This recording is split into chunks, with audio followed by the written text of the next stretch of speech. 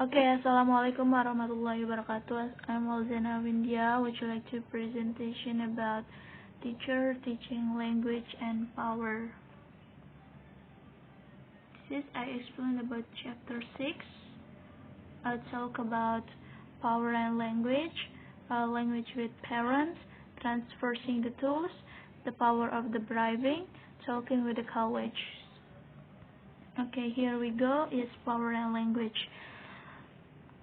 Power and language are part of literacy instruction through the linguistic choices of the teachers. The student of the child in assessing the written code and the understand assumption in each layer of language, because language is the key medicinal tool in a literacy teaching, and it is always embedded in a power relationship. It is necessary for us to consider how to address this power relationship in our instruction. Part of what we try to do in the lab was arrange the learning so that the relationships can center on caring and trust rather than on control and power. At the same time, we try to deal with power in other ways. For example, the teacher is normally seen as the more knowledgeable others in the learning situation.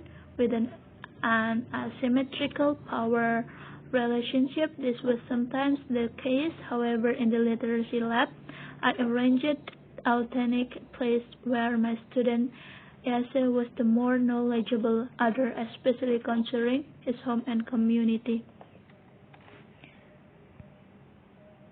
Next is language with parent. The role of language and power also comes through with the linguistic choices that we as teachers make to represent our students. Peter Johnston was my instructor for the prescribed course, the literacy lab.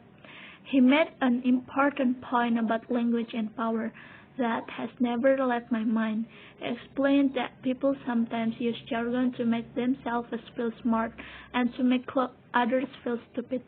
I believe one reason that I remember this point so clearly was that at the time I loved jargon and liked to use it as often as possible. It did make me feel smart. If I had gone through all the trouble to learn it, then I want to impress whoever I could with my newly acquired vocabulary. What I did not take into consideration was how it made others feel and the channels of communication the jargon can have. I was reminded of this again in my own classroom during a parents' night when I was speaking with a couple about having their child read easier texts at home to provide fluency. Lucky, the father said, "I don't get it text." I apologized and explained that I was referring the books. He then asked about fluency, and I explained that I simply meant reading at a speed that is similar to speed of talking.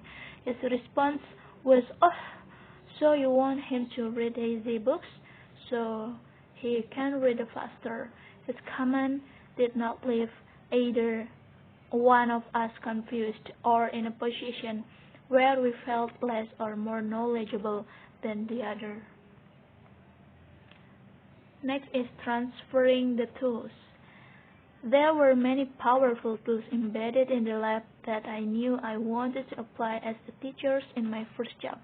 At a primarily white suburban school in inner city school situation is very different from a primarily white suburban one situation from one situation to a small group.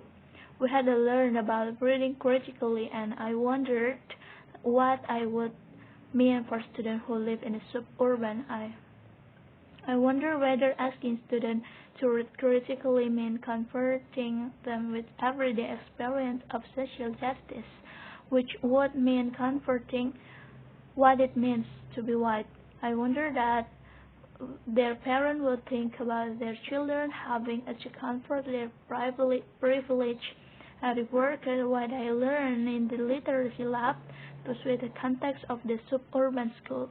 No longer a graduate student in the inner city school with a multitude of multicultural material at my fingertips. I was now a first-year teacher in a suburban school with an array of great books, but few books that could disrupt the thinking of my primarily white middle class first and second graders, few that by themselves could offer a different perspective into the lives of others. The next is the power of depriving.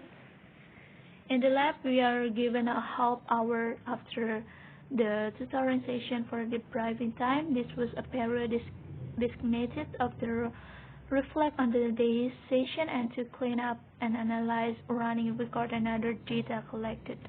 During this time, I sat down and sorted through the details of the lesson, what is said and I did and said, the moment when we was engaged and the moment when we shut down. Those periods of reflection were not always pleasant, and my list of what did not go well was often longer than my list of what went well. However, even on a day that was less than pleasant, if I had not taken a moment to unravel all the instruction that took place, I would not have known what to do or not to do. Next, in those depriving sessions, I used the language of my instructor to talk to myself and answer my own question. Why did I choose to do that? How did that I go? What do I think that worked? Why do I think didn't work? I supported myself and my college. Our teachers were not there to support me, just as the bribing was as useful to me for the lab. I knew that it would be beneficial for both my students and for me a school setting. And the last is talking with the college. At the very beginning of the lab, I only gave the feedback in the class. If I was very sure I knew what I was talking about, as they passed, what began to happen was remarkable. A few of my fellow students began to take the risk.